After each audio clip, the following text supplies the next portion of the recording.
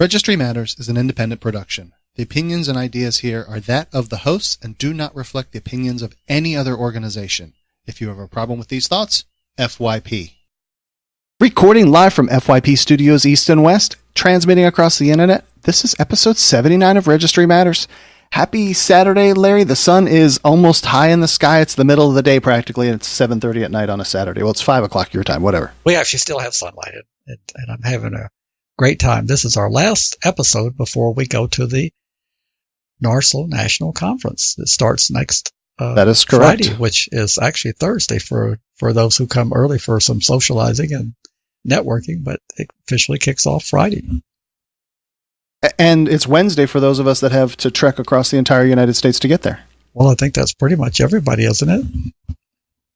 Except for those that live in Texas. Even though, well, if you live on the other side of Texas, it may as well be the other side of the world because Texas is a gigantic state.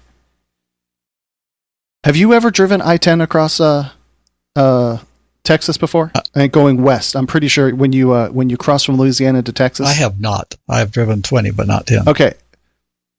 I-10, if I'm not mistaken, it says it's like 900 miles to the other side. And it's just a really, like your ego is just deflated. Like that's a 3-day drive. Well, it's certainly a 2-day drive if it's 900 miles for an average person. Man. So, God, 500 miles is something of 8 hours. Anyway, yeah, that is a very debilitating kind of something that will make you go, oh, God, life sucks. It's going to take me forever to get across Texas. And it's all flat and it's hot and it's... Anyway, that's my interpretation of Texas. Just don't understand what a great state Texas is.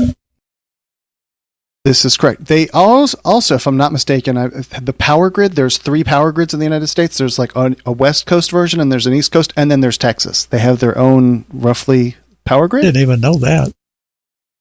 I'm pretty sure I might have, I'm sure it kind of flows, maybe the border is a little bit vague, fuzzy in some places, but I'm pretty sure that that's correct. So if the network of interties collapse, Texas won't be impacted because they're not connected. I'm pretty sure that they have their own grid. I'd have to research, but and that kind of stands because Texas is the only state that has in their constitution that they can secede from the union if they so choose. I think they can form 5 states if they want to. I've heard something along that line. Okay, so not to go down too far a tangent, California was voting to split into 3, and I think there was something that they're not allowed to do that, but Texas has it slated in their constitution that they could if they wanted to? Possibly. We'll have to get one of these experts to tell us, but I've heard rumors to that effect.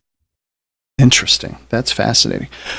Well, we have a jam-packed show tonight. We have some listener questions. We have a question from a Patreon supporter, and we have some late-breaking news, which we'll get to here in a second, and then we have a bunch of news articles, and then I didn't mark it, but we have a conversation about this. I'm never going to be able to pronounce this person's last name, but it's a court decision at the United States against, can you say the word for me, please? Rosenschien. Okay, Rosenschein. There we go. Rosenschein? I guess it is Rosenschein. All right. So that's the show that we've got going on for tonight. That means you don't want to miss a single moment of this episode. Not 1 second of it. You should strap yourself to your nearest radio, turn those dials, and listen to the static and tune in for an excellent show. I can't think of anything else that you could listen to that would be as informative as Registry Matters. Earlier this week, there was a notice that went out talking about a challenge that's going to be set up in Georgia and trying to get a level of support from the locals in Georgia. And I received a message from a person who said that he cannot go to a public library because the meeting is set up to be at a public library. And that, I think we could start off with a conversation about, is that a challenge for people to visit that would actually be the whole thing. The meeting is going to be held at a public library. Does that create a point of contention for people? It does. We have fear and we have reality. I remember when I was a young boy, when the growing up in suburban Atlanta, the crime problem, Mayor Jackson said, well, we have a fear of crime, and the crime had really been contained at that time from the high points. It had been trending down, but he said crime is not there, but the fear. There's a lot of registrants who have a fear that's probably an overblown fear.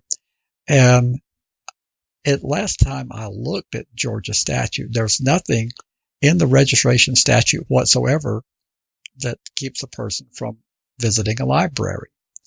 I can't say that supervising officials, when it comes to a person under either state or federal community supervision, may be told that they can't go to a library, and then the challenge becomes somewhat more difficult for them to assert. But what I can say is that if someone can show me who's not under any type of supervision, just registering, that they are being forbidden to go to a library, that we have the 10th Circuit affirmation of a case from my hometown here in Albuquerque, where Albuquerque tried to go down that rat hole of prohibiting offenders on the registry from using the library, and it cost the city quite a bit of money. I think that the legal fees that they paid out on the losing side to the winner was somewhere in the neighborhood of $1 million.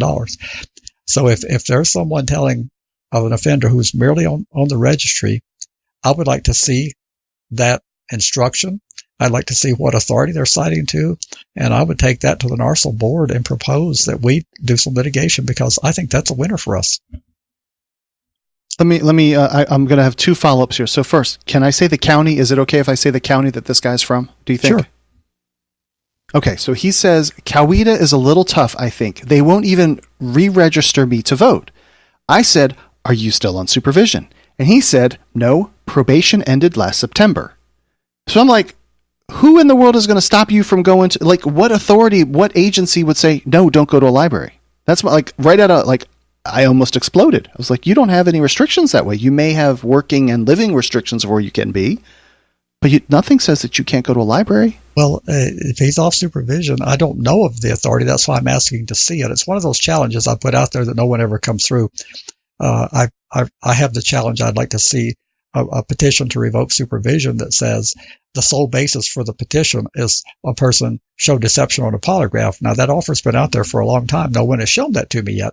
Yeah. Now, what they have shown me is that a person has shown deception on a polygraph and has ultimately admitted that they've broken their conditions as a part of the post-polygraph interview. They've shown me that, but no one has shown me when it says the petition, all it says was show deception.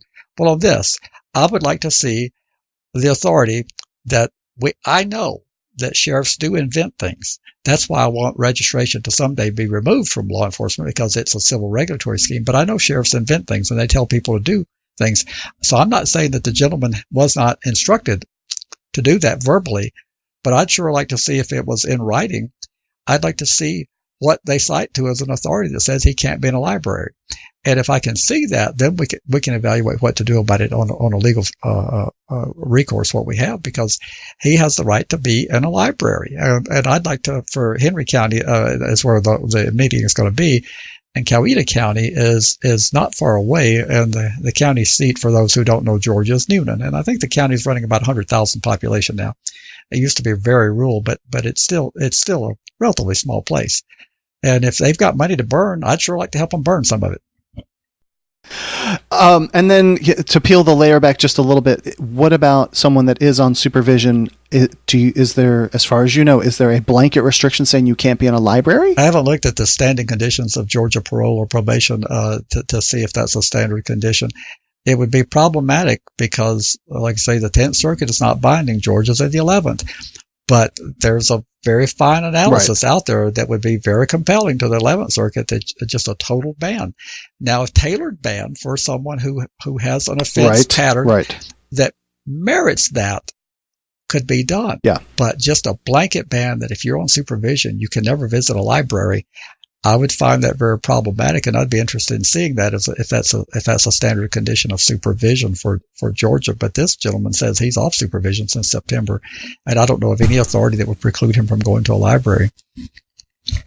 And I'm also pretty sure that once you're off of supervision, you can go get yourself re-registered to vote. I don't think there's any delay there after you're done with your supervision before you can get yourself back in the position to vote. Well, there again, there's a guide of felon re-enfranchisement available.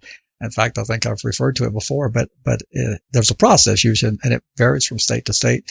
Sometimes you have to take a certificate of discharge from supervision of some sort to the county registrar, the county clerk, which is generally the registers voters. But you have to show some proof that you've finalized out your number. But as far as I recall, Georgia's on the list where you can register to vote once you've done your time. So I can't imagine that anybody in the Coweta County administration would want to disenfranchise a voter. Can you? No, absolutely not. No, I mean, we don't have like a massive, shady kind of mess going on in Georgia from the governor's race from a few months back, do we? Of course not. And we're about to have the same thing here. Our Secretary of State has announced as a sitting Secretary of State that she's running for the United States Senate, which is a federal election. She will be the overseer of her own election when she runs in the primary. If she should win the primary, then she would be the overseer of her own election in the general election, because she wouldn't step down until she wins the Senate. So it's a great system we have, isn't it? It's awesome. I was critical of the Georgia Secretary of State. So to be intellectually honest, I'm also critical of the New Mexico Secretary of State. I'm not sure that she doesn't have a conflict, and I'd like for those who are smarter than I am to take a look at that and see if she can monitor and be in charge of her own election. And then something else I wanted to ask you about. This one, just made my hackles go up. There was obviously a situation towards the last year of Obama's presidency where Scalia unexpectedly died. And obviously there was a vacancy in the Supreme Court, and McConnell refused. Mitch McConnell, the Republican senator from Kentucky, he refused to have hearings for a very moderate, incredibly liked guy named Merrick Garland. And then I heard, and it freaking got me all upset, that if there is a vacancy in the last year of Trump's term, that he said, well, sure, we'll certainly go fire this up. We'll certainly bring a new nominee and have confirmation hearings. And trying to look for any sort of evidence to support what I thought that I heard, I found that his press secretary, what was the name of it? His staff director. And he said, if there is a vacancy next year because the White House and the Senate are the same party, we would vote to fill the slot. McConnell's staff director wrote in an email to reporters listing previous statements. That is the definition of hypocrisy. Well, I'm actually gonna partially agree with you. I don't think anybody doubts, if they've listened to this podcast for any period of time, that I'm not particularly fond of Senator Mitch McConnell from Kentucky, but he is in the majority, and he has been elected to lead that majority, which means that the majority, as I've said, they control the levers. The Senate is under majority Republican control, and the Republican caucus, elected him to lead them. So it tells us a little something about the situation, is that, as far as, in my personal opinion, what they did was unprecedented in 2016, and I don't think that there's any way to justify it. But if this represents Senator McConnell's view that he would do that, it would be an interesting thing for him to try to square his being willing to do it for this president. But I tell people, we had an unelected president in 1975 who didn't even get elected to be vice president. And under a Democratic Senate, they took up his nomination, and they confirmed Justice John Paul Stevens. I think it was almost unanimously. So it's like, if they'd have had that doctrine, and I even went a step further, I said they could have held the vice presidency vacant in 73, because there again, the process was both houses were in the Democratic column in 73, and the vice president appointment made by Nixon had to be approved by both houses. And if they had just simply sat on that, the vice presidency was open in October, if I recollect right, of 73. If they'd have just sat on that, to which is essentially about the same amount of time they sat on this Supreme Court vacancy, President Nixon resigned August 8th of 1974. They could have assumed the role of acting president. They did not do that. And then when we were having in more recent times, when we were having the financial collapse in 2008, we were again under Democratic control, and President George W. Bush was able to get his stimulus and his troubled asset restructuring program to save the economy through a Democratic controlled Congress, because they didn't want to stand in the way and be blamed for the collapse that had begun under Bush's watch. So I don't think it's fair to say that both parties do the exact same thing, because I can cite you examples where they didn't do the same thing. I don't have any faith in the integrity of Mitch McConnell, so I'm not surprised. So this is, he's a bad dude. He is to me, like the most powerful evil person intentionally doing things. I think Trump's kind of a bumbling idiot. That's just my opinion. Send me all the emails. That's fine.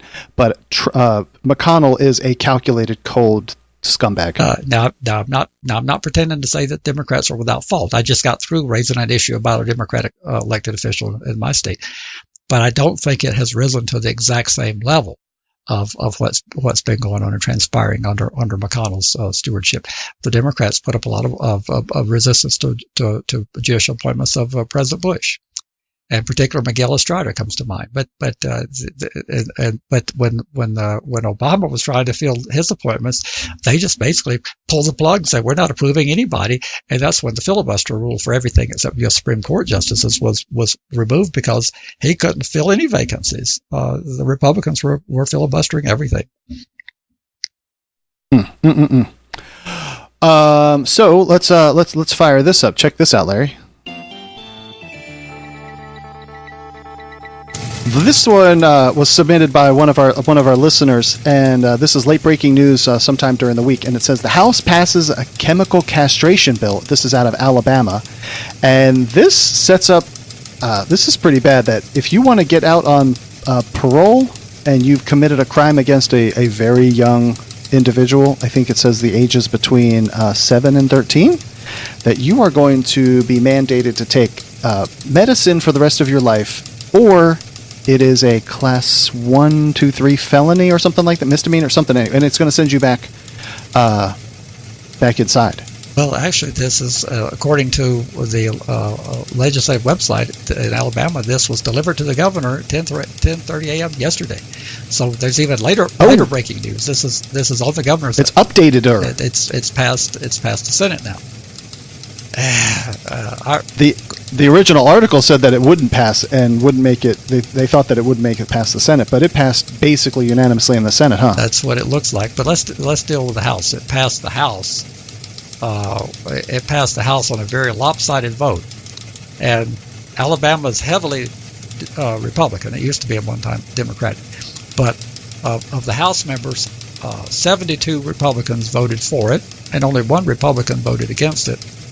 And on the House Democrats, apparently there's only 16. 15 voted against it, and only one Republican voted against it. Now, I don't pretend to know it all, but if I'm looking for who's putting bad legislation forward and handing it to the executive, I see a whole lot more opposition there from the Democratic Party than I do from the Republican Party. Now, their numbers are so weak, when you've got a margin of 72-16, you're basically irrelevant. But of those 16, 15 voted no. And on the Republican side, 72 voted yes, and only one voted no in the House. What do you make of this bill in general? Would this pass some sort of constitutional challenge or any sort? It seems like forcing someone to take some kind of medicine for the rest of their life. Especially, to me, this sounds kind of like some voodoo science, but it seems like this wouldn't pass an ACLU kind of challenge. Well, let's just hope that there's enough of an ACLU in Alabama, because the southern states typically don't have that type of organization that fights this type of stuff. They're very woefully inadequately funded. But I would hope that it'd be challenged. But I'm looking at the vote total. It passed the Senate 27-0, and it looks like 8 abstentions. If it's mandatory, which my reading of the bill is, it is mandatory, I would think that it would be ripe for a challenge, and I would hope it's challenged. But I don't know who the challenging party will be. Can you at least try and square me? Is there any other condition of parole or some kind of supervision where you are required to take some kind of medicine to stay straight? I'm using that term just to stay clean, to stay out of trouble. Yes. That's not uncommon. Your condition of probation or supervision could be that a person who has various mental illnesses could be ordered to stay in treatment and to take medications as directed by a physician. But see this. Okay. But see this. Where this is distinguishable. This is not a medical procedure prescribed by a physician. This is a procedure being mandated by the legislature as a matter of law. There's not a medical need for this. But yes, people take medications all the time that they're required to take, or else bad things happen to them if they don't. But and I'm speaking outside of my realm. But so the DSM, the diagnostics, whatever supervision manual, a cycle, whatever it is, that would have something in there that says to deal with this level of mental disorder, you're going to take XYZ medicine, and that makes you, within the confines of normal. And this isn't necessarily something that's in there. This is just some legislator saying this is what you're going to do. Take it or leave it. And that doesn't appear to have an option that you can stay in prison. You can infer from the fact if you don't agree to do it, because it says you have to take it starting 30 days before. We can infer if you don't start taking it 30 days before, they would not release you. But it seems like it's a mandatory thing, and so I'm very troubled by it. And I'm hoping that the people that are in Alabama that will be impacted by this will find some way to challenge it. It's one of those many things that goes on that there's just not enough resources to challenge all the things that lawmakers can think up to do. And I tell people when they want to know when Arsenal's going to close down, I say never, because they will never run out of things. And this is an example of it. I have to ask you this question though. You've been beating me on the phone over this about something being evidence based. There's no evidence behind that this is something that necessarily works. Shouldn't policies be based on evidence? Can you cite to me in the Constitution where it says that laws have to be based on evidence?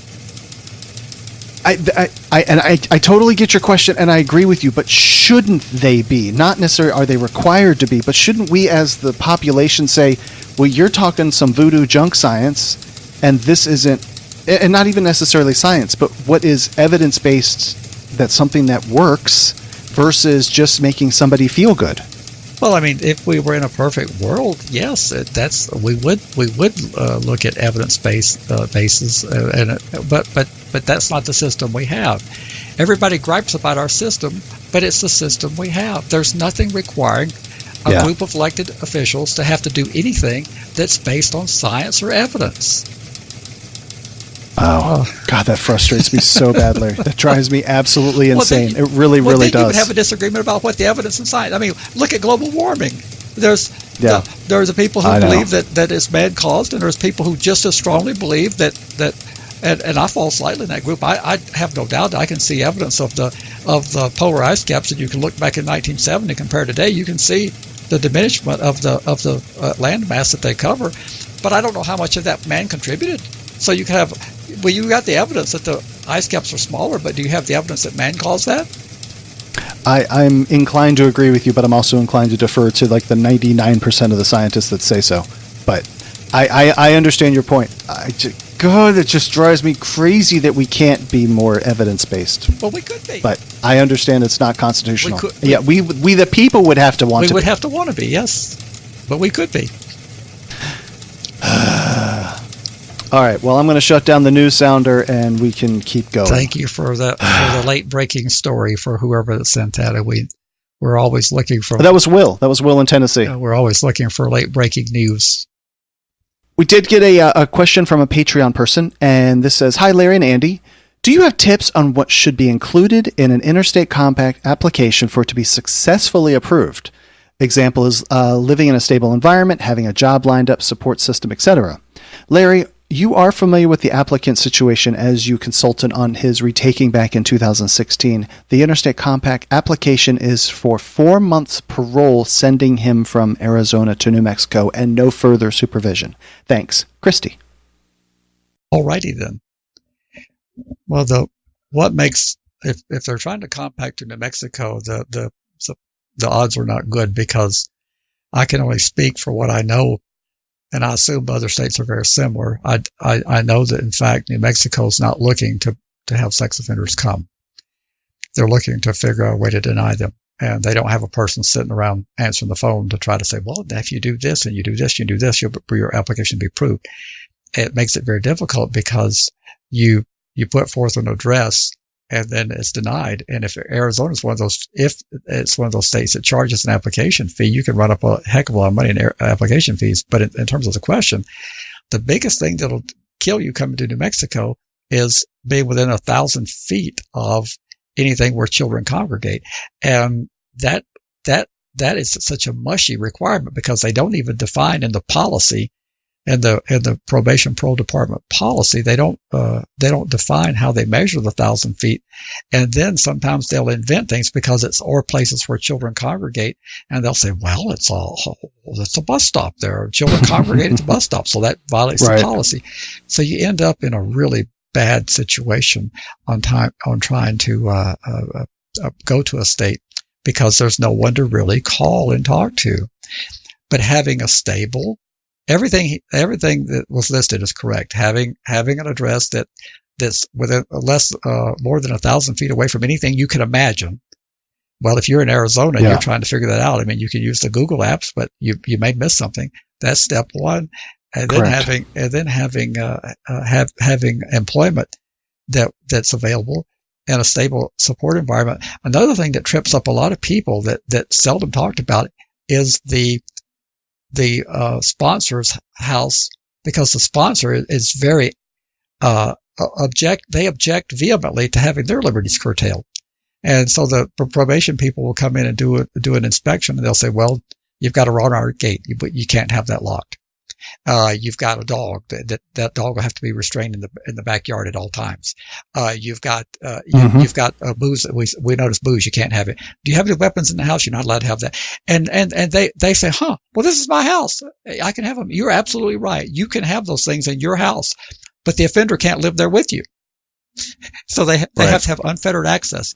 So you try to do anything you can to make sure that the person doesn't have a list of felony convictions, and you make sure that the probation and parole is going to have unfettered access, and that the sponsor is going to be willing to play ball with them in terms of their rules, in terms of alcohol, in terms of weapons, in terms of being very nice and compliant. Because when they come in interview, if they catch any kind of attitude, they're going to look really hard at figuring out a way to decline that residence. And like the way you word that, they're going to look hard at a way, so they're going to almost invent whatever they can to trip up the process. They're going to scrutinize. If they get attitude, that tells them what they're going to encounter if that offender lives there. So they're going to be very thorough to make sure that they find something if it's obvious that to say that this house doesn't meet, and then that person has to start all over again. And it's very sad because there's no easy answer for that. Certainly. Well, thank you for that question. And here is a voicemail question that we received a handful of days ago. Hi, Andy, Larry, Christian, Minnesota. How's it going today? Question: you heard the judge passed away in Colorado. What does that mean? What could possibly transpire from this?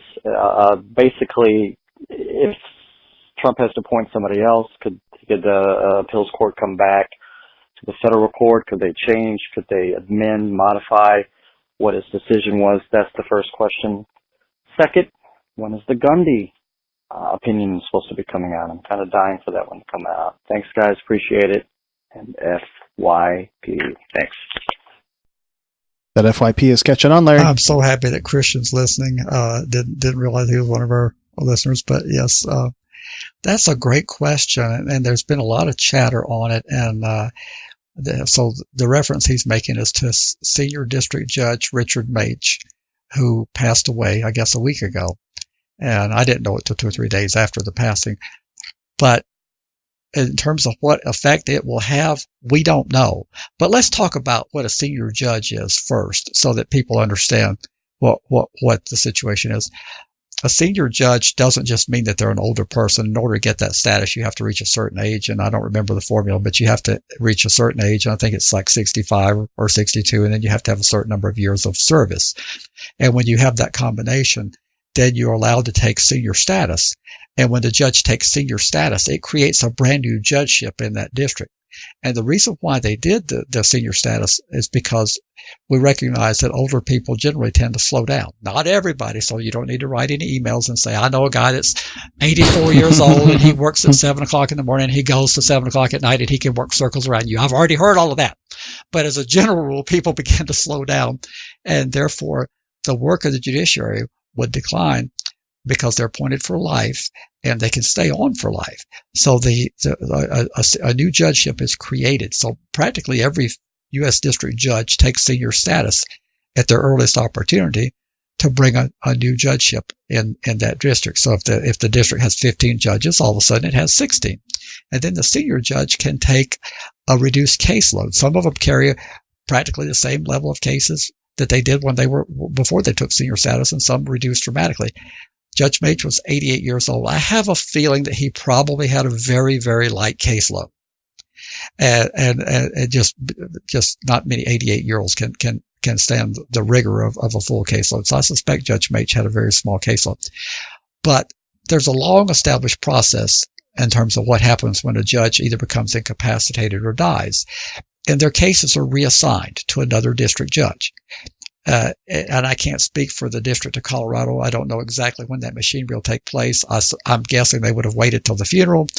But the court administration, the clerk of the court, will reassign his cases to other district judges, including this one.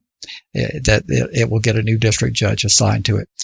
And being that he was at that age, he probably had a light caseload, so they may not have to distribute more than 12 cases, but they'll redistribute his cases to another district judge. But the bigger question is not so much that, because if it doesn't already have a new judge assigned to it, it soon will, and somebody could go on Pacer and find out. But if the bigger question is, will it affect the 3-judge panel that's looking at the appeal? There's 2 possibilities. It could be that of the 3 judges, that all 3 of them just adore Judge Mage, and they're going to try especially hard to affirm him as an honor to his service on the bench. That's one possibility, and it would only take 2 to really adore him to have the majority of the panel. The other possibility is that you could have 2 of the 3 that ultimately despised him, and they could do just the opposite. They could say, well, since he's gone, we don't have to worry about flipping him. And I don't mean that term worry literally. Flipping a judge and reversing them is a very harsh dosage of medicine. And it's not taken lightly by appellate courts. They look for reasons to affirm. And so flipping a judge, that's serious medicine. It's painful for the judge to get overturned. They take it very personally. Well, Judge Mage is not around to take it personally anymore. And if there's no allegiance and no admiration by at least 2 of the 3 on the panel, they could find it easier to set aside his findings and conclusions of law. So in terms of what's going to happen, anybody that tells you they know, you probably should run as fast as you can away from them, because they truly don't know.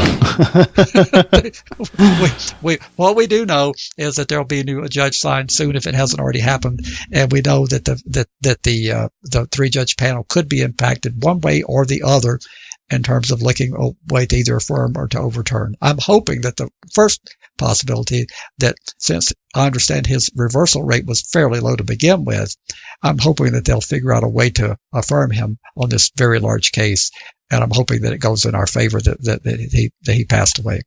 But I can't say for sure. I don't know.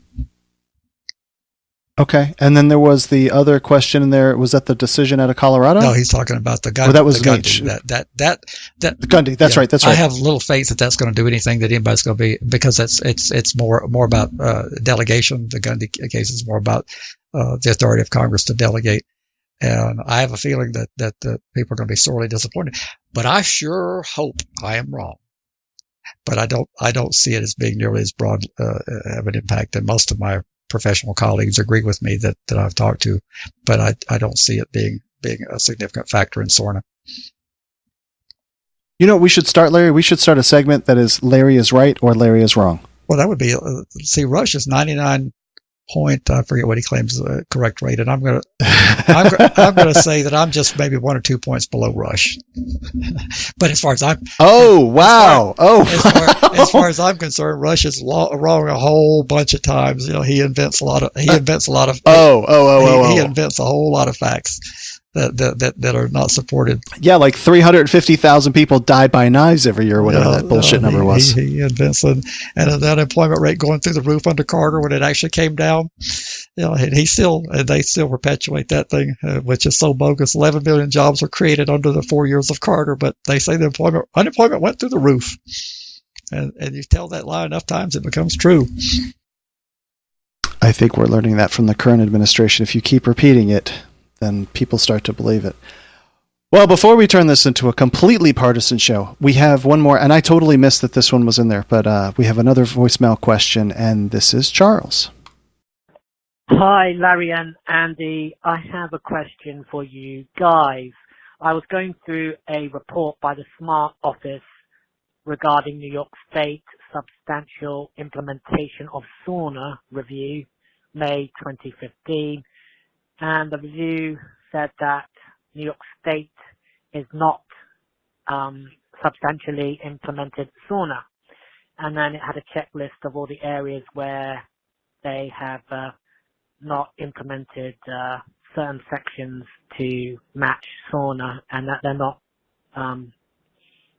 compliant in certain areas. What does this mean? As you know, I'm not that knowledgeable about these systems here in the States, as I don't originate from here. What does it mean if a registry is not substantially implemented SORNA?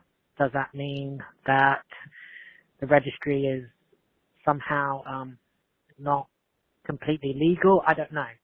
Please, someone tell me, what does it mean if a state is not substantially implemented SORNA? And do they have to substantially implement SORNA? So I have no clue. Maybe you guys can figure it out for me. But it was an interesting report anyway. Thank you. Take care. And I appreciate the podcast, FYP. That is another great question, isn't it? It is a fantastic question. Thank you, Charles, and look forward to seeing you at the conference. The last question is easy. The last part of the question is easiest to answer about do they have to? Absolutely not. No state has to have a sex offender registry. It's encouraged, but they're not required to. So do they have to bring their registry up to the recommended standards of the Adam Walsh Act SORNA component? No, they do not. And some states have announced that they have no intention of doing that. So they don't have to have a registry at all. Now, as I've said so many times, and people are getting sick of hearing it, transport companies are going to make money on the first state that doesn't have a registry. There's going to be a lucrative moving business headed that direction. But so I don't think any state can afford to unilaterally abolish its registry. But in terms of substantial compliance, we probably ought to dissect that. This could be an entire program. I'll try to condense into a few minutes. But in terms of substantial compliance, the first generation registries that were created after the Jacob Welling Act passed in 1996, 94, I believe, was Jacob Welling sometime. Yeah, 94.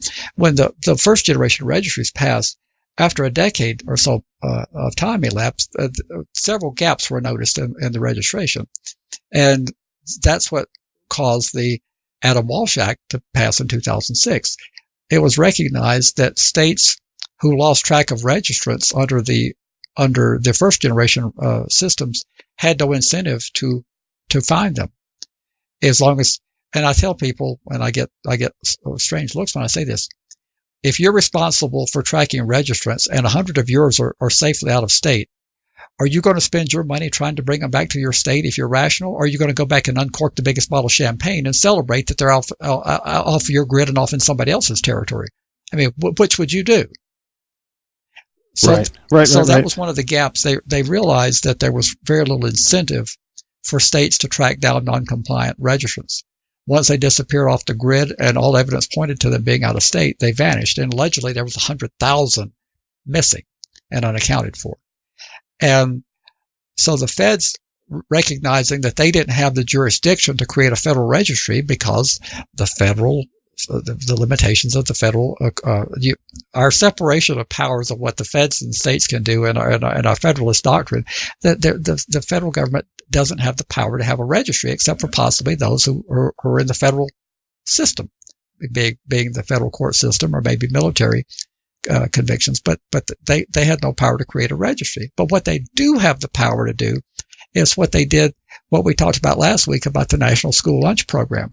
They have the power to entice states with funding, and that's what they did with the Adam Walsh Act. They said, well, we help you guys out a lot with money in the Burn Justice Grant Program, and we will give you the opportunity to bring your registry up. We'll give you 3 years of time from 2006 to 2009 to bring your registry, which meant that states had to add offenses, that states had to register adjudicated juveniles over 14, and they had to agree to transmit information more quickly and to interface with other states and jurisdictions, and they had to agree to shorten the initial compliance period down to 3 days, initial registration, and they had to do a lot of things to meet. That's the checklist he's referring to, of things that you need to do to bring your registry into substantial compliance. Substantial compliance is not absolute compliance. That's why they use the word substantial. It's meeting enough of the requirements on the checklist that anything where you're deficient doesn't substantially disserve the purposes of SORNA. And states have been allowed some variations in terms of the 3 days. The more geographically large states have been allowed to be deemed substantially compliant with a slightly longer period of time. The employment listing on the internet, some states have been allowed some variation in terms of how they make that information available in the registry. So there's some latitude, and that's an executive function of the Department of Justice of how much they want to allow latitude to grant that substantial compliance. If New York has chosen not to comply after they saw the checklist of where they're deficient, the only thing that happens to them is they potentially lose 10% of their burn grants, which varies according to the size of the state. They could lose a lot of money, being that New York's a larger state, or they could lose a relatively small amount of money for the less populated states like Wyoming or New Mexico.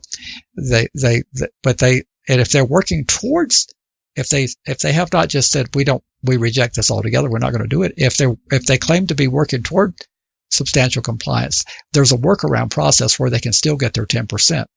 But it always amazes me that people who hate the federal government, like I talked about the federal school lunch program, National School Lunch Program last week, all you have to do is just tell the federal government, we will enforce our own laws. We don't need federal dollars here. We take responsibility for law enforcement very seriously. We're willing to tax ourselves to pay for that. We don't want your Sherman tanks. We don't want your armored personnel carriers. We don't want all this federal intervention, and you can steer your own direction. But very few states are willing to do that. They want to grab as many federal dollars as they can. I just have to ask this question. Where do the federal dollars come from? Well, they come obviously from a couple of sources. They come from personal income taxes. They come from corporate income taxes, a lot less now than what they used to in decades past. A significant amount comes from borrowed money that we put on the credit card. And the point you're trying to make, though, is that they come from the people of the states. But some states get a much larger return on their money that they send to the federal government. If you look at the breakdown on what states contribute versus what they get back, some states get back nearly twice in federal revenue and expended in their state than what they actually pay in federal taxation. Some states get back less than 100% of what they pay in. So the theory that conservatives will argue is, well, why should we even send the money there to start with? Because all they do is charge overhead and send it back. Well, in some cases, you're getting money back you never sent. If you're one of those states that's on the receiving end of the dole, which plenty of them are, and mine's one of them, we're way in the top 5 of receiving end of the federal dole. We couldn't exist without that. But yes. That is what I was asking. I mean, we talk about wealth redistribution, talking about poor people versus rich people, but this is the same thing at a state level, not necessarily from rich or poor, but there are states that produce and there are states that consume, and it's the same thing. A state, I mean, the total federal tax bill has to be, it's a dollar of X, and then we have the 50 states and plus the other stuff that contributes money in, and then it gets distributed around. It's the same thing. It's wealth redistribution regardless. Well, the wealth redistribution is fine as long as it's being distributed in an upward fashion. We have no problem with that.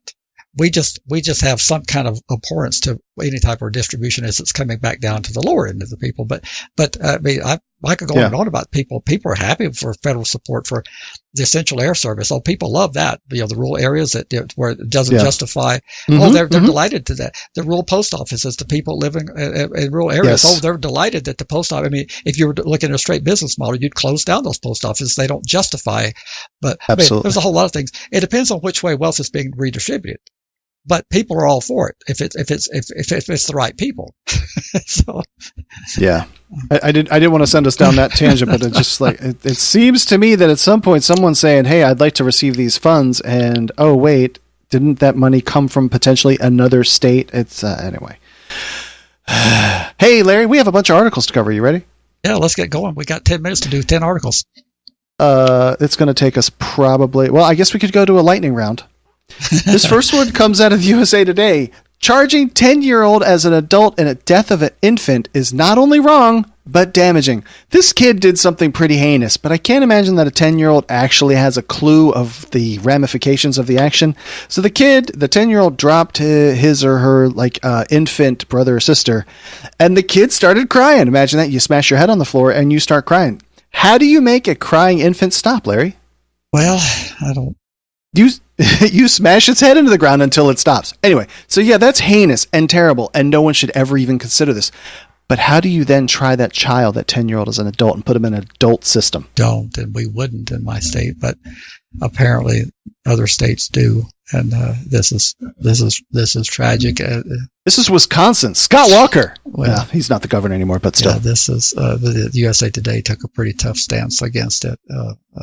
I can't fathom a 10-year-old being now, and don't hear this as a bleeding heart saying they shouldn't be held accountable. Of course, we'll keep the 10-year-old in some sort of custody, and we'll monitor the 10-year-old as they grow up, and we'll very carefully evaluate each year of their maturity, and we'll try to figure out at what point it's safe to release them from custody. But giving up on a 10-year-old for life, to me, it's just that's un-American. It's immoral that we would think that that's the right solution, is to write them off. I can just picture you're going through that line when you're doing like the intake into prison, and everybody is very lacking clothing, and there's all the different heights and weights, and then there's a 10-year-old in that lineup. I can't even see how that would work. They're not going to put them in an adult prison, but they'll give them an adult. They'll give them an adult penalty in terms of if it's life without parole. And the Supreme Court said you can't do life without parole for a kid, but they'll give them a very harsh penalty, as harsh as they can give them, and that's so wrong, because the 10-year-old. I don't think I've done anything that crazy as a 10-year-old, but I think we've done some crazy stuff that could have been dangerous that we would like to forget about. I know I've played around with fireworks and almost blown my hands up, and could have just as easily blown up another of my playmates. I mean, we do some crazy things when we're growing up. It's amazing we survive. Yes, it is. And then let's move over to this article quickly, the courthousenews.com. And I got to tell you, Larry, when I first started reading this, I was like, this doesn't sound, A, it doesn't sound like California, and B, I had it backwards. It says use of force reform bill sails through California Assembly. And I'm thinking that they are going to escalate. I thought they were going to escalate their use of force, but this is actually them. I'm trying to find the terms. It says the San Diego Democrat wants to raise the bar for using deadly force from reasonable to necessary. Please, please, please tell me you can unpack those terms. Well, reasonable gives a lot more deference to the officer's judgment. Necessary would allow it to be looked at by what a person would do in similar situation. I mean, it's not the best standard. I would like, this is a step in the right direction, but when you get to decide whether something was necessary, you're looking at it more objectively than if it's just reasonable, because officer can say anything was reasonable in the circumstances. I was there, you weren't. I mean, like the 14-year-old I sent you that got body slammed by 2 officers in the video. And, yes. So, but it appears to have bipartisan support in the state assembly, which is good. I mean, the Republicans have very small numbers in the California Assembly, but to their credit, it looks like everybody voted for this. So it's probably the most token reform you could get that would get bipartisan support to get through to get through in that 66-2 ratio. And then we have an article out of the Washington Post. I just read these articles, Larry, and I just always end up struggling with the idea that, yeah, we don't want these people to do a thing, but should the thing that we don't want them to do be a death sentence? This article is a saggy pants violation led to a fatal police chase. A Louisiana lawmaker wants to repeal the law. You have city ordinances running around where you can't have your underwear showing and so forth. And so this guy has his pants sagging, and a police officer says, stop, pick up your pants, and then a chase ensues, and then he shoots him and the guy dies. for having his pants sagging. Well, I just don't see how it's a death sentence. Well, he should have. Of course, this is me being devil's advocate. But this is what the people say that are 100% for the cops. He should have complied, and yes, he should have complied, but he didn't. And for whatever reason, he might have had a little bit of dope on him. Maybe he had a misdemeanor warrant out for him. For whatever reason, he didn't comply. Or maybe he just had a total mistrust of police because of something that has happened to him or a family member. But he didn't comply. That's not true. That doesn't go on. So stop it. But the outcome was a tragedy, and it was. This is one of those articles I couldn't get to open, but I got the gist of it that he was pursued because of the saggy pants, and if we're wrong about that, we'll clean it up next episode. But people for various reasons don't comply. Sometimes they don't understand the directions. Depending on what kind of substance you're using, you're not thinking clearly. When an officer starts barking out orders to you, you're frightened. I mean, there's a whole bunch of reasons why you don't comply. I didn't comply one time with the police. I eventually did, but I was a juvenile and I was looking in some school classrooms. Had no intention of breaking in. I was just walking around behind the building, peering in. By that time, the police went, and I took off running because I figured that he wouldn't believe me if I was just looking. But people for various reasons don't comply. Right. Here's a quick little story. So as a teenager, I had a nice convertible that was afforded to me. That was my dad's car. So I'm 16 or 17, and me and somebody were going very fast, and we came up on a cop car, and this would have been, I don't know, maybe 10 o'clock at night or something like that. And we came up on him fast. And as soon as we caught up to him, he turned on his lights, and I broke and I cut down into a neighborhood and then cut down another side street, and I put the top up. And my heart was coming out of my chest, if you can imagine, and nothing ever came from it. But I sat there, I was like, put the top up to try and change the appearance of the car in case the cop got it. Yeah. Anyway, I fled. I could have died. Well, see, and had my pants been sagging. The point I'm making is we look at things through adult eyes and through our own life experiences of what he should have done. Yes, he should have complied, but he didn't. And that's going to continue to happen for a whole host of reasons. But let me take another little tangent. With my little young lad, I have a very different idea of how I'm going to teach him about law enforcement. Yes, they are there to dial 911 and to hopefully save you from a dire situation. But I am also telling him, do not open your effing mouth and tell them anything ever unless you, if you have representation, unless you have to. But you should put up a significant wall of distrust from these people because they are not necessarily on your side always. That's pretty accurate advice. That particularly if you're in a custodial situation, meaning that your freedom to leave is in doubt. If you've got an officer question you, that's a particular dangerous situation to be. It's not a great situation if an officer questions you when you think you are free to leave. But if you're clearly not free to leave, you're in a much more precarious situation. If an officer's detaining you, chances are they're looking for a way to continue that detention. Anything you say is probably going to cause that detention to continue. And then this one comes from the New York Times. Colleges challenge a common protection in sexual assault lawsuits. Anonymity. Please, please, please drive this bus because this one kind of flew over my head to a large degree. Well, I'm going to come down differently on this than people would expect because I am in the defense business. But I'm not completely oblivious to the need for some anonymity to a particular point of the investigation. And this is about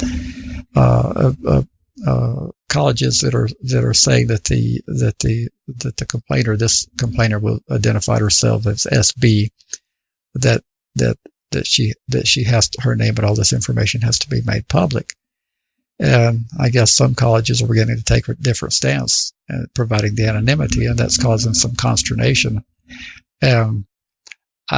I deeply believe in the right to be confronted by your accuser, and I would never back away from that. But I do believe that there are situations early in an investigation where, until a person is going to be a viable suspect, and they're going to be is if you call your neighbor and you've got a barking dog or something, and you'd rather not give your name, because that's something that can be independently verified by, or probably a better example would be a loose dog rather than a barking dog.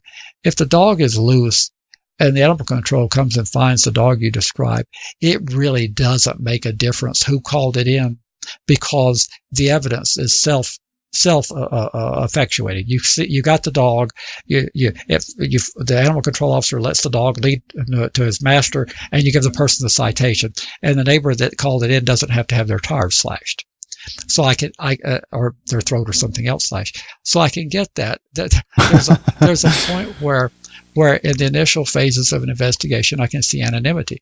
But once you're going to go out and engage a named suspect and potentially subject them to prosecution, that person who you're going to talk to deserves to know who's accusing them of what. How can they defend themselves without knowing that? I mean, if you come to talk to me and say, well, we got this complaint that says that on a frat party where there's 114 people at last Saturday night that you did so-and-so, I'm saying, well, who said I did what?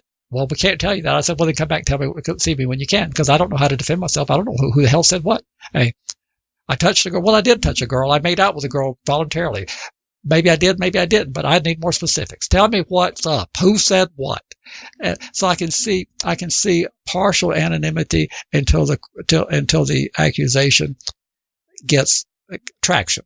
And when it gets traction, I'm sorry, we're in an adversarial system in America. You have to reveal yourself. I can't, in my simple legal mind, I can't see a way to do this without having without having the ability to question the person that is accusing you. I don't see how you can do it in a mediated. I mean, that's what a court is a mediated process. Right, but we're talking about I don't see how else you do it. The university's investigation before, so the university gets the complaint. What if they're able to extinguish it without ever having any talk to you? What if SB says all this stuff is true and 4 of my friends can verify it? Before you go talk to the male, you go talk to 4 of SB's friends and they say, she's smoking crack. That didn't happen. Then you don't even need to go talk to the guy, because you can say, based on this, we find no evidence to support anything you say. At that point, nobody's in jeopardy. But I believe that once jeopardy comes into play, I think that the person who's in jeopardy needs to know who's accusing them of something. I mean, I may have it all wrong, but that's the way I see it. Yeah, I do understand your point. It feels so insensitive to the person that has the trauma, and I know we've gone over this. I have a very hard time coming off of that side of it. Like the whole Believe Women, the whole Me Too movement. I have a hard time coming all the way off of that in being insensitive to the other side. But at the same time, you have people getting accused of stuff, and they shouldn't have their life ruined for something that may turn out to be less than a valid accusation. Well, at the point the consequences are severe. At the point the person's going to be publicly outed, I think that changes the dynamics. When the person who's the object of the investigation is going to be made publicly outed. But until then, like I say, if you could resolve the complaint without, if you could verify the veracity of the complaint far enough to either dismiss it and say there's no merit here, or we're going to have to go further, I think there's a point in time where the person could possibly be anonymous, but there's a point where they're going to have to step forward, and that's just our system. If you believe we should live in a country where you don't get to know who's accusing you of anything, I welcome you to make that argument. I don't want to live in that kind of country. I agree with Justice Scalia that confrontation is one of the most precious rights we have in the Constitution, and he was a great defender of that. This next one, I don't even want to say the name of this URL. This website is ky3.com. And this is a super duper short, but God, Larry, this one kind of moves, I guess, over into my wheelhouse of things. But Missouri joins nationwide sex offender registry. The first question is, I didn't think there was a nationwide sex offender registry. That's not what they're talking about, but go ahead. Oh, what are they talking about? They're talking about the platform that links the registries together, the Offender Watch. I think it's part of the National Center for Missing and Exploited Children. I think it's something they operate, if I'm not mistaken. That's what it says in the article. The reason, for me, the reason why I say that this kind of moves into my wheelhouse is there is a statement that you have to internalize and actually accept and believe to be true, and short of any sort of extreme circumstances. If it is on the internet, it is forever. You will never come off of this website. Google will end up having it cached. You will be here forever. That is why this bothers me so very bad. What is the solution to the information that Google and other people have collected? What do we do about it as a public policy? Other nations, and I'm specifically thinking of Germany, they have something in place called the right to be forgotten, and you can petition. But in this case, I mean, it is factual information. I'm pretty sure that you could get this information squashed if you were in another country and all the other mechanisms were equal, that you would be able to petition to have this stuff removed, because you are then not on the registry anymore, and then you could get them to purge it from their caches. But once this stuff is on the internet never forgets, and so now you get this marker forever. It never goes away. I don't care if you're a first offender. If you show up on somebody's registry website, one of these guys, you're done. It's over. Well, when you say purge, when it is purged, is it really purged? Is there a way to actually purge information? I thought once it was on too many servers or whatever you call those dingy things, that there was no way to actually extinguish what other people were holding. Is there a way to purge it? There would be from the individual place that you are trying to purge from. So we'll just say Google in this particular case. So you would say, hey, Google, I want this stuff removed. And for practical purposes, I don't know if it's for literal purposes, you will no longer show up in a Google search when you type in your name and type in registry stuff. And again, I'm talking hypothetically, you're in Germany, and let's say as a kid you were part of some Nazi group, and you're like, no, that was a mistake. That was something I did forever ago. I have the right to be forgotten. And so you petition and you can get your junk removed. And when someone types in your name and Nazi whatever, then you don't show up in the Google search platform within the confines of Germany. I don't know that it applies to the entire platform. But if all these other websites, these other search engines and historical places, if they've captured your data, you will still show up. That's what I was getting at. Wouldn't you be like chasing your tail? Because wouldn't there be so many? Yes. Yes. So, and that extends out further to have another little lesson. Any picture you post on Facebook, anything you publish out there on the internet saying, hey, we did this, or we did these keg stands at these parties and all this, your junk is going to be out there and you're going to be tarnished forever. You have lost control over your information. And that's the same thing with this stuff. This is very sinister for this website to be able to do this. What are you as a citizen going to do about it? You would then have to have very extreme control over what information, what's your digital footprint, how much you leak. You've got to be ridiculously aware of it and try and squelch as much of it as you can. Caution people on that when they're proud of everything they put on Facebook. I say, well, you realize that you're creating a record that I don't think can be removed, and 10 years from now, when it's not as funny, when you're sitting in that interviewer's office, you may regret that you did that. Yep. Definitely. This article comes from The Atlantic, and it's kind of an interesting little twist on things. The collapsing crime rates of the 90s might have been driven by cell phones. This lays out the case that perhaps instead of having your crew standing on the street corner guarding your turf and selling your drugs and doing all the gang war things, but throw that into having a cell phone where, hey, Larry, you're my dope dealer. I can just call you and we can meet somewhere and we can do some, in private. I didn't have to drive over to your house and cross turf and all this stuff. And this presents a halfway compelling case that at least a portion of the drop in crime rates starting from the 90s has a lot to do with people being able to communicate with people easier. Well, I threw this in here for that reason, in addition to that, just the charts. It's a long article, as Atlantic always articles are. But I was like, the Atlantic always does that. But there's the charts showing the crime rates, because people they go ballistic, particularly in Georgia, when I talk about the collapsing crime rate. And you can, they run it back to 1960 on the first chart, and you can see how the crime rate, how we're living in some of the safest times of our life. And so I put it in there for that reason. Then you look at the second chart that goes back to the 1700s, the homicide rate in the United States, which was measured by 100,000 people. And you look at the homicide rate in the 17 colonial times, between 1750 and 1800, far higher than it is today. And when I say you're safer being alive today, this is the best time to be alive, people look at me like I'm nuts. And this is truly... Do you think that's an artifact of people hearing about the crime rate? So, like the peak on the far right of that last graph, the peak is it's halfway between 50 and 2000. So roughly 1975, roughly where that peak would be. Yes. Do you think that like our institutional memory comes from watching the report saying the crime rate this, the crime rate that, and so then that's just what you remember, and that's what you think it is today? Because I don't think that they really talk about this changing very much often in the news. Well, it's that, and then the 24-hour news cycle, and then the alternative platforms where you're being bombarded with stuff. If you think back to the Walter Cronkite days, you didn't hear a whole lot about crime unless you lived in that particular community.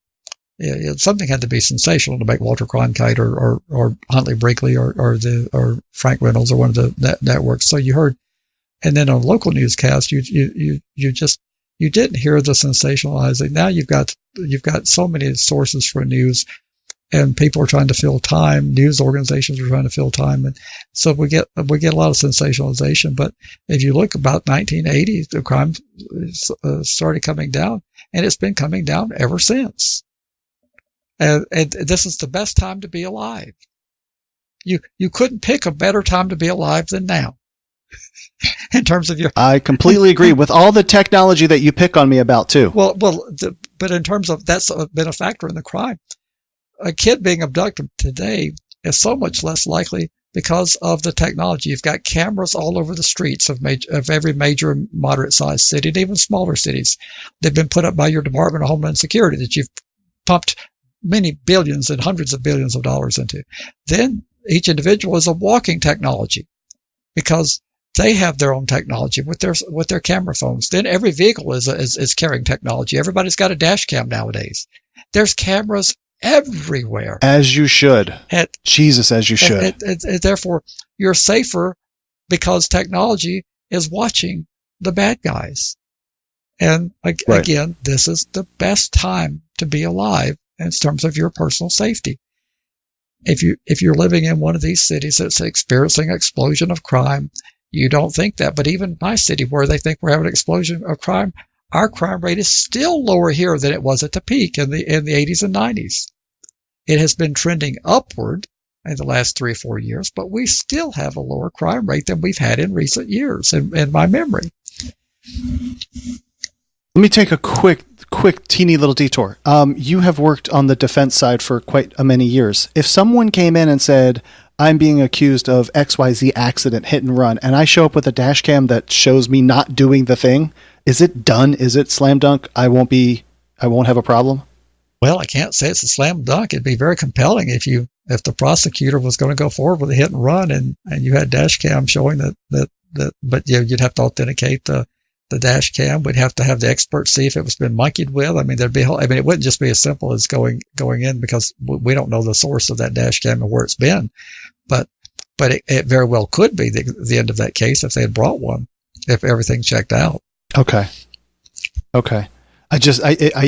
I feel that people have dash cams so they can catch the latest meteorite coming into the atmosphere, but I personally have cameras at my house and I have camera in my car to protect me from a false accusation, which feels kind of like the inverse of why people are doing it. It would be a great thing if you have a accident where you make contact and the driver of the other vehicle says something different and you've got dash cam ready to play for the investigating officer. The investigating officer say, well, I just looked at the cam. What do you have to say about that? And the person may back off. Right.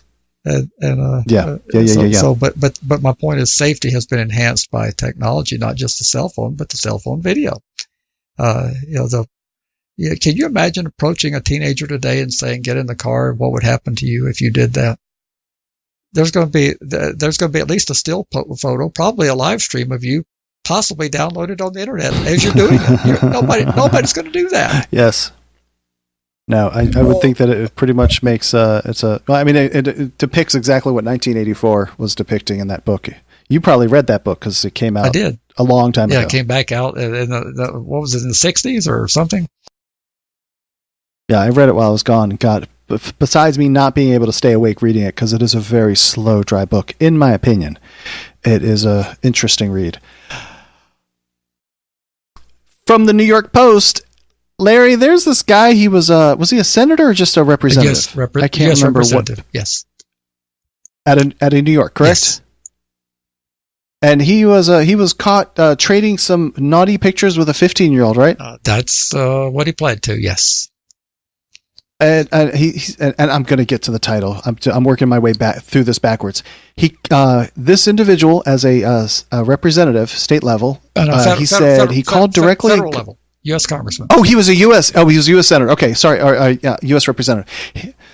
He said that he wanted the police to do more because there were registrants living in his district. And of course, I'm talking about Anthony Weiner. He complained about sex offenders in district before his own scandal. And he was just released from, I think, a halfway house. And there's a picture of him as a civilian. And he is now on the registry like the rest of us. The level. I'm just pointing out the hypocrisy of this whole thing. He's a level 1, which means he won't be visible to the public under New York's registry system. But I wouldn't be quite as critical as you've been. Yes, it is hypocrisy, but I don't think we understand that most of these people have no idea. Just like your average citizen doesn't know how bloated the registry is. As a U.S. congressman, he would have had no idea how expansive the registries have become because they're largely creations of the states. He might have and probably did vote for the AWA in 2006. I doubt he read it. It was like everything else that they passed. Very few people read the stuff in detail. He wouldn't have known until it impacted him. All you people out there that are shaking your head, remember, you didn't know either until it impacted you. And he would so cut him a little bit of slack. He didn't know the expansive nature of the registry, and he would not have thought of a sex offender in the terms of the pictures. Most people, when you talk about the sex offender registry, since they refer to them as pedophiles, child molesters, sexual predators, you don't think of the indecent exposure in person that can get you on the registry and so many things. States, you don't think about the consensual sex. As a lawmaker, you're totally oblivious to that. So he would have been receiving complaints from constituents, and he would have been doing what good Congress people do with the staff they're provided, that they would, rather than telling the constituent, it's your problem, he's living in your neighborhood, don't call us, he would have said, oh, the staff, the constituent services people would have said, gee, we'll look into that for you. Try calling your Congress office, your congressperson's office, and when they tell you it's not our problem, call somebody else. Tell me how warm and fuzzy you feel about that congressman after you do that, or Congress lady, in whichever the case may be. Tell me how you feel. So he did exactly what any congressperson would have done when a constituents call their offices. They try to be responsive, and they would have looked into it and said, oh, well, yes, we'll call the state police or whoever the enforcement authorities are and find out if that person's in compliance. That's exactly what you would do. Okay, I'll back off. Don't these people, shouldn't they have some certain higher level of awareness than the rest of us, which is why they're representing us? Well, theoretically, yes, but the number of issues they face are enormous, and sex offenders typically hide under rocks. They do not show up at meetings. They do not engage with their Congress people. They do not engage with their U.S. senators. They do not engage with their state senators. It would be a lot better if the sex offenders would show up at public meetings and say, Mr. Congressman, Miss Congressman, did you know that all I did was this, and name what you think is your story about how insignificant it was, and I'm required to do all this. Are you aware of that? And oftentimes they'll tell you, right. No, I'm not aware of that. I thought the sex offender registry was full of predators. That's what I thought. Just go to hang out if you can find anybody in the Macon Mall, which I think is the closest major mall to you. Find it. Ask people about the sex offender registry and ask them. Just start going randomly into people and say, who's on the sex offender registry? What type of person? And tell me what you get as an answer. Certainly. Yeah, I know. I totally know that's what you're talking about. I know. the hypocrisy, like, hey, now you're on the other side of the coin, so this is what you get to deal with. Now. And magically now he will feel differently about the sex offender registry. If you were to talk to him now, he would tell you that he was wrong. The only problem is he doesn't have as much power to do anything about it. You need to recognize you're wrong while you have power. It's like it's too late now because his credibility is pretty well shot. He's not going to be all that persuasive in advocating for change in public policy now that he's on the registry. That's not the way it should be, but that's the way it is. Larry, in my favorite article of this week is an article from CNN. It says, jailers shut off water to Terrell Thomas's cell and he died of dehydration. His family now has $6.75 million. How many days did they shut off the water for? They shut it off for 7 days. So this batch of slimy crotch goblins left this guy in his cell. And there's a quote in there that says, well, I only meant for them to turn off the toilet water. No, they turned off the whole cell for 7 days, and he died of dehydration. I can't figure out how we do this. I can't, like, what crime could somebody commit that we just let somebody die of dehydration? Well, it's hard for me to imagine how that in the course of 7 days, that if you're pleading with them, saying there's no water in my cell, usually there's a compassionate person somewhere in a jail that says, I'll go take this up with my supervisors in case something shouldn't have happened here. That just totally befuddles me. I like to try to be open-minded and give some benefit of the doubt, but it's almost as if that was an administrative decision to deliberately be indifferent. And that's probably why the $6 million settlement or award. Was it a jury award or a settlement? I couldn't tell. Yeah, I didn't catch that either. I am intrigued. So to me, it feels like, one person did it, probably at the direction of his supervisor, whatever that's lieutenant, shift, whatever the hell you want to call him. Then shift would have changed. Somebody else would have been aware of it. I got to think.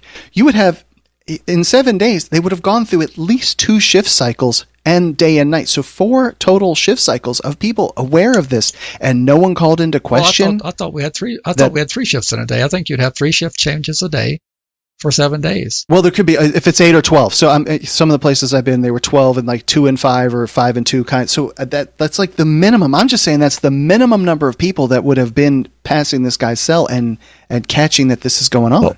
Well, I agree, but in the course of that amount of time, it seems like that someone would, the guy's sticking his head out the window and he's saying through his little porthole and he's banging, saying, I'm about to drop dead. I got no water in here. Well, assuming that there's some bad people working in the correctional facility, there's also usually some good people. And it seems like that somebody in the course of over a few days span would say, you ain't got no water in there. What did you just say? And they would have gone to the duty desk and said, Captain, this person doesn't have any water. What are we going to do about that? And the captain would have said, huh? Unless the captain ordered it, the captain would say, of course we're going to do something about that. And then the person would say, well, if you're not going to do something about it, I am. I'm not going to let a person die on my watch, sir. It's not going to happen. Now, everybody pretends like we're different from the Germans and we just simply follow orders. That would be an order I would disobey. If the captain said, I order you, I said, no, sir, I'm not going to let a person die on my watch. It's not going to happen. So we got to get water to this man. Or you call in somebody. I'm like, hey, I need to call my state representative. I have to call the governor. I have to call somebody. Well, I'm just going to take him water. We're not going to let a person die on my watch. I'm terribly sorry. Not going to happen. But he would have also been receiving food, and they usually put some sort of Kool-Aid or something on the food tray. I mean, like, he was deprived in a big way for a long time, and I'm baffled by this. I'm baffled by it, and I wonder what all we don't know, because it's almost as if it was an order from administration. Right. Because of the and then a cover-up to go along with it, to constantly put people down in that area that were like whatever compliant with being assholes. Yeah, something along like here are the known people that I know will keep a secret. I'm just it's amazing. Right? Yeah, I won't name a company I worked for, but we had a situation where we had some cracked fireboxes which will release carbon monoxide. And I'm sorry, it's not going to happen. We're not going to pretend like we don't know about that. We're going to replace them. And if we're not, we're going to close down the units. That's just the way it's going to be under my watch. And if you don't like that, Yep. you can let me go. but we're not going to have people in unsafe situations.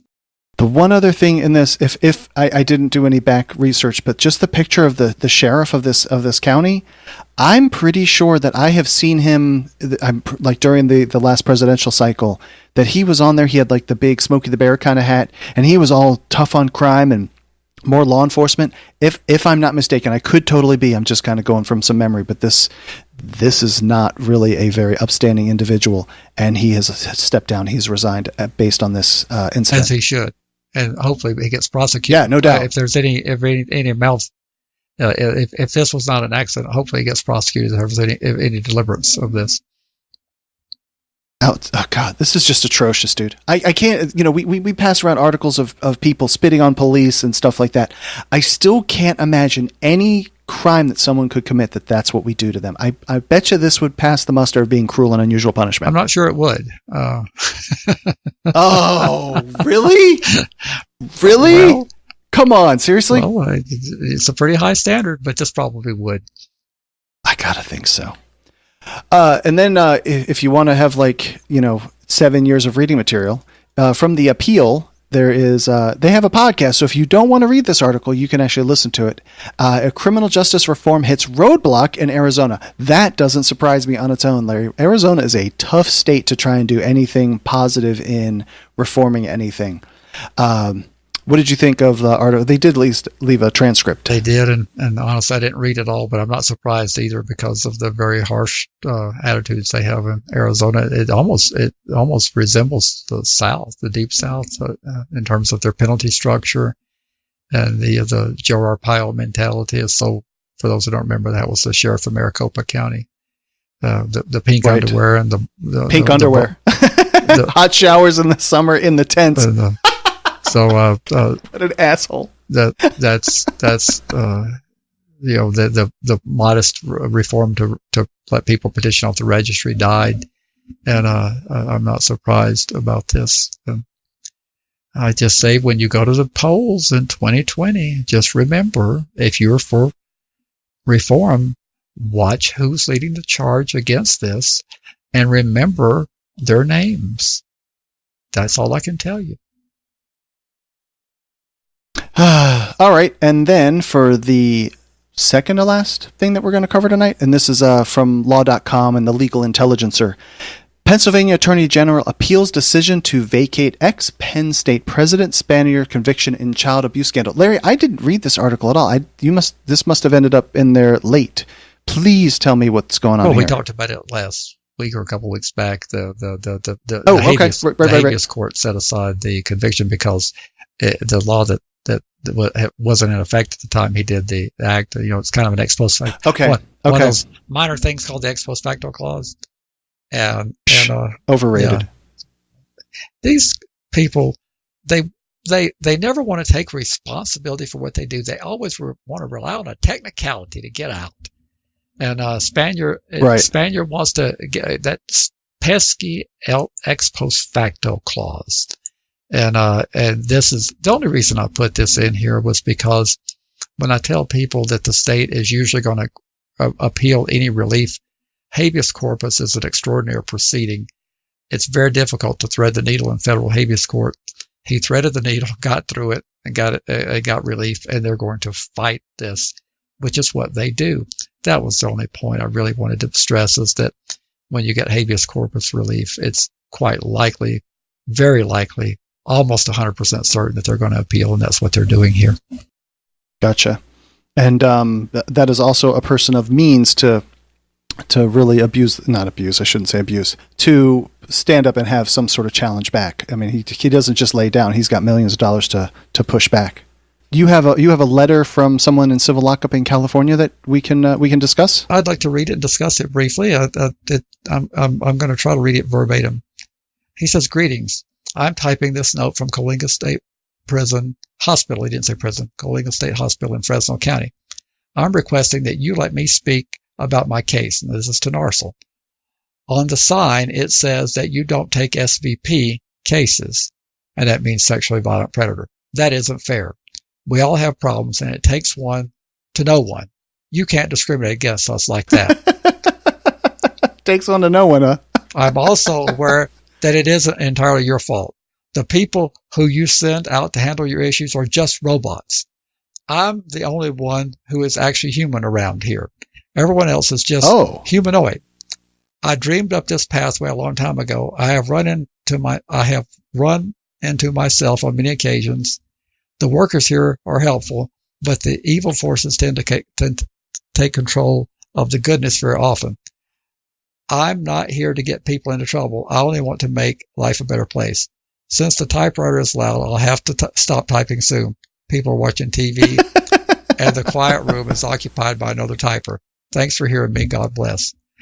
Well, I want to clarify that we're all in advocacy disturbed about the civil commitment process as it applies to sexual offenders. No one says that we should ignore it. So I don't know who he's talking about, the robots. It certainly isn't me. We've expressed deep concern about it. The problems we face regarding civil commitment is that civil commitment is not unconstitutional. Right. Every state, as far as I know, has a civil commitment process. There's a different process in about 20 states for sexual offenders civil commitment, which is a bogus process in terms of the due process protections and the burden of proof. It's hocus pocus, and that's the problem. But all the challenges that have been brought have failed, including one that had gained traction in Minnesota, challenging their civil commitment, where no one had ever been released. And the federal district court found that it was unconstitutional. And of course, Minnesota appealed, and the Eighth Circuit Court of Appeals overturned the panel and said, just because no one's gotten out doesn't mean that people can't get out. There's a process where people can get out, so therefore it is theoretically possible. You're not entitled to get out. You have a process which you can show that you're eligible to be released, but you have no right to be released. Anyway, we don't have the resources to tackle this. So if those people out there who are so alarmed about this, we would be happy at the NARSL level. I think I can speak comfortably for the board on this because I know how they think, the remaining members. We would be happy to see more done in this area. The only problem is, since we all do this on a volunteer basis and none of us get paid, we get to pick and choose what our priorities are. And although I think civil commitment, that as it applies to sexual offenders, is atrocious, I've got a whole lot of other things that I would prioritize my limited time to do. But I welcome people to step forward who want to fight this issue. Which ultimately comes down to, I mean, really, the bottom line is money and or help from people that can do heavy lifting. Well, that's right. And it also comes down to the fact that it's a losing proposition. You're going to attract a lot less, after the Eighth Circuit flipped the district judge, you're going to attract a lot less interest because the attorneys are going to look at all the case law, the body of case law that's significant in this, and it all runs against finding sexual offender civil commitment to be unconstitutional. Now, it could be that a particular program is so egregiously flawed that you would find that program needs to be improved, but they still wouldn't find that you couldn't do civil commitment. It would be like, for example, if they were to find that there was no reasonable process for a person to have a review. They would say this is unconstitutional because the person never gets the opportunity to be reviewed. Well, all you'd have to do would be to provide a review process, and that would cure that unconstitutionality. That would make it so that they couldn't have civil commitment anymore. It would make it so they'd have to have a more robust process for people who were in civil commitment. You could possibly argue that people are not getting proper treatment, and you could force the states that are doing so-called civil commitment to actually provide treatment rather than just warehousing. That would not mean that you couldn't commit them. It would just mean that you would have to actually provide treatment during the time that they're committed. So there's no silver bullet that's going to end civil commitment unless there's a legislative enactment to abolish it. The courts can't end civil commitment because it is constitutionally to civilly commit people. As far as I know, all states do it. Well, I don't have anything else to say about that. Are we ready to either hit the Scalia clip or cover this this memorandum opinion in order? I think we need to do our new segment with Justice Scalia. We're gonna try to make this a regular. This will be This Week in Opining by Samuel. What's his name? Justice Scalia. What's his first name? Antonin. Right. All right. So here is what I mocked up today. In your new book, you explain your approach to judging, which is called textualism or originalism. What exactly is that? Originalism is sort of a subspecies of textualism. Textualism means you're governed by the text. That's the only thing that is relevant to your decision. Not whether the outcome is desirable, not whether legislative history says this or that, but the text of the statute. Originalism says that when you consult the text, you give it the meaning it had when it was adopted, not some later modern meaning. So if it was the Constitution written in the 18th century, you try to find what those words meant in the 18th century. Exactly. The best example being the death penalty. I've sat with 3 colleagues who thought it was unconstitutional, but it's absolutely clear that the American people never voted to proscribe the death penalty. They adopted a cruel and unusual punishments clause at the time when every state had the death penalty and every state continued to have it. Nobody thought that the Eighth Amendment prohibited it. All right. You criticize, and this gets to, as you say, some of your colleagues, another approach, using a word I have to admit that I did not know existed prior to reading your book, purposivism. Did I pronounce that correctly? Yeah, you did. It's a nice long word. All right. I didn't make it up. What does it mean? What it means is, and it's probably the most popular form of interpretation in recent times. It means consulting the purpose of the statute and deciding the case on the basis of what will further the purpose. Now, textualists consult purpose as well, but only the purpose that is apparent in the very text.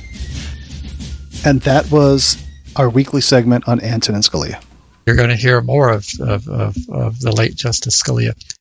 The point of that was that a lot of what you hear me say, since I have followed the man, I've followed him through his career from the time President Reagan appointed him until the time he passed away. And I've had great admiration for the man's intellectual ability. And he shied away from no debates, and he made it clear where he stood. But when I tell people that, like in these recent rulings that we've talked about, where they did not go to purposivism, they did it by textualism, that if you believe you're for textualism, then you would be delighted at the recent rulings we discussed, because they simply went by the text. They did not try to figure out what a greater public policy good would be done if we went by purposivism. And so sometimes people think they're for something that they're not. And as we go through Scalia, I'll still be an admirer of him because he's such an intellectually brilliant guy. But you'll find that you disagree with almost everything that he did on the bench, but you still like the guy. So that's what we're going to do, is help people understand. If you had the court filled with Scalia, she just might not be very happy with how everything comes down, because he believes there's great deference to what the people decide, and if the people don't like something, they need to change it. And if the purpose is not clear in the text, it's not for him to decide what a greater purpose would be. That's for people to go back and correct through the legislative process. Don't tell me your problems. You wrote a bad statute. It's not clear. If you can't write, then that's not my problem. But as far as I can see, if it says this, that's what it means. That's what the words mean, and that's what we're going to do. And that's a textualist, and that's where he came down on his judging. Do you think it is okay? How do I word this appropriately? There are times when, and I'm sure you do this too, there are times when you think that having some old time view is good, and sometimes you want something that is a new time view. And obviously people are going to differ there, and our Supreme Court justices will do the same thing. They'll try to legislate from the bench where they think it is appropriate, and then the other side will bitch that they're doing it. Is that okay, or should we maintain intellectual integrity and honesty and consistency across all subjects all the time? I don't think it's humanly possible to do that. But legislating from the bench is a dangerous thing. I mean, even if you think you're for it, it's dangerous, because then you remove the people's representatives from the process. If the courts become super legislators and their power goes unchecked, then the careful balancing of powers goes away. So the court's proper role is not to legislate from the bench, and that's a dangerous thing. And you'll hear Justice Scalia say that when judges can give it, they can also take it away. If the courts can create a right, what precludes them from taking away a right? Yep. And he'll. I think I've got a quote of him coming up in the next week or two of him saying the Constitution is dead. He doesn't buy into that evolving standard of decency that's a living document. He says it's a dead document. So, but he's a fascinating man. I mean, people should enjoy hearing from him, even if you don't agree with him. I certainly enjoy hearing. Every time he was on an interview, I tried my best to hear it. And you probably have hours and hours of VHS tapes of them, right? I don't have hours, but I have gone on YouTube and begun to assemble quite a few for future reviews. So I think we'll be well stocked on Scalia for a while. Let's try and knock this out fairly quickly. We are running very, very long. What do we have on this the United States versus Guy Rosenschien? I have no idea what this is. And you said it's even a struggle for you. It's a struggle for me, but it's good because it's a win for the defense. And it's a federal prosecution in the District Court of New Mexico regarding the assistance. And we're going to highlight the 23-page opinion, and the legal beagles can read it. But the National Center for Missing and Exploited Children has become an arm of the prosecution. And this is, to simplify it, this is a defendant asking for discovery from NCMEC, and a district judge agreeing that he's entitled to certain of the stuff he's asked for, denied him on other things that he's asked for. But there's very little case law. The judge's law clerk couldn't find a lot of case law to guide in terms of making this decision on whether NCMEC is a partner and a tool of the prosecution. So it potentially is significant. If it doesn't get appealed, it'll become the practice in this district, which is one state. The whole state is one federal district because of the low population. But if they appeal it and the 10th Circuit upholds it, then it would become the rule of the entire circuit. So potentially this is some good stuff that we can talk about going forward on how this unravels. But I don't know how you could consider them to be anything other than on the prosecution team. If they provide the tips that generates the warrant, the search of the person's, if you get searched because of a NCMEC tip and they turn over to local law enforcement, what they did and how they went about determining that you were a suspect and what they turned over, I don't see how that would be anything other than making you a tool of the prosecution. Are they a private entity, though? No, they're government, as I understand it. Okay. It feels like it'd be somewhat of a conflict of interest if they were collecting that data and passing it along. But if they're a government agency, then I guess, it's just them passing information over amongst themselves. So yeah, this, like I say, I highlighted, it says this matter comes before the court on motion to compel production of NCMEC materials. Defendant Guy Rosenschien seeks to compel the government to produce certain information and possession of the National Center for Missing and Exploited Children in accordance with Rule 16 and Brady versus Maryland, which is a United States Supreme Court decision from back in the liberal heyday of 63 about what discovery must be provided. And it says the questions at the heart of the motion are whether NCMEC is part of the prosecution team for purposes of discovery and whether the information defendant seeks to compel is material to his defense, because that's a part of the test under Brady. You don't have the right to everything that they've ever done in the course of an investigation. You have the right to what's material to your, and you have to be a little bit more precise. You just can't say, give me all you got, which is what one of their motions, a couple of their motions did here. It said, give us everything.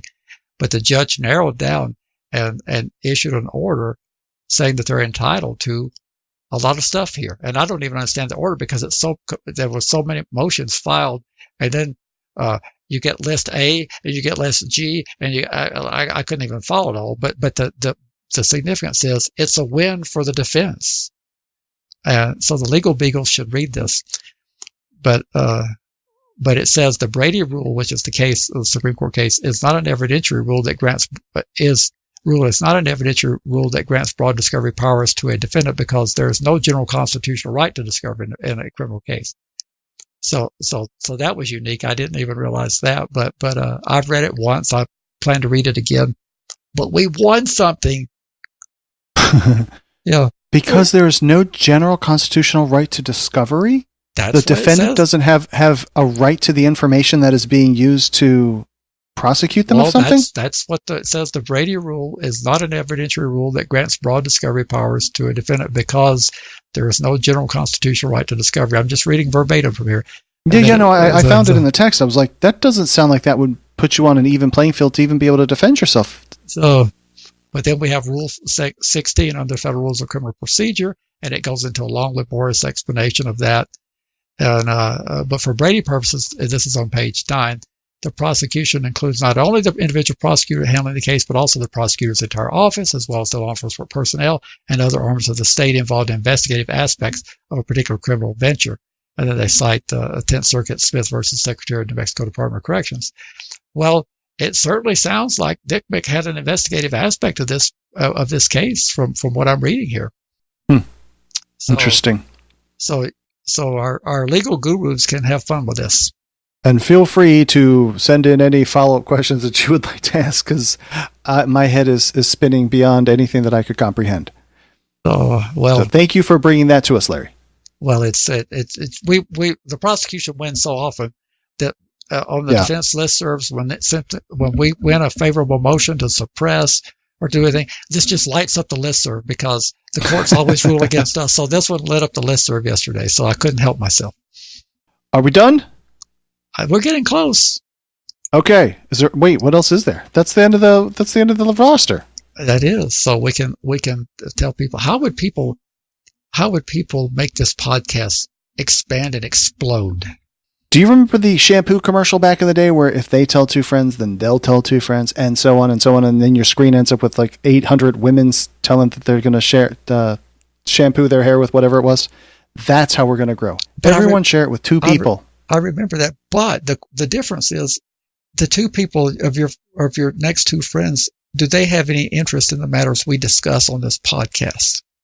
I honestly think that we have a little bit broader of a reach than possibly we think, because we are talking about how to change laws that impact you. So it's not necessarily specifically related to this, but that would just be my take, because we do cover like, hey, you have to get in there and talk to these people to get them to change the way that they think. If we don't do it, then they just accept the default of whatever they get. We ought to consider renaming it something other than Registry Matters. No, that's not happening. We'll just start a whole new podcast for that. All righty. I can tell you're open-minded. All right. Yes, I'm very open-minded. But go to the website, registrymatters.co. And from there, I would encourage anyone that is listening to us that doesn't have a subscription, then feel free to sign up for email alerts. We have there's a way that when a new episode comes out, it'll shoot you an email message.